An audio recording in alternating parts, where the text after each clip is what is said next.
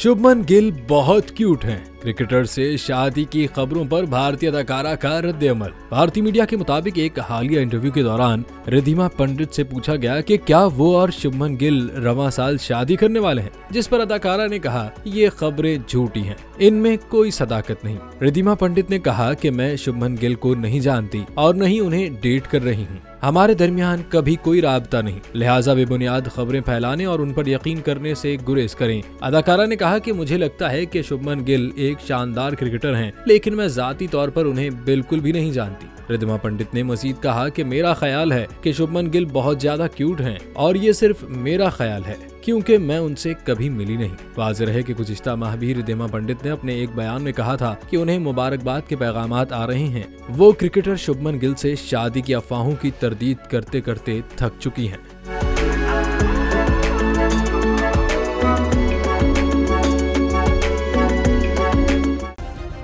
Subscribe करें और bell दबाएं ताकि कोई खबर रह न जाए।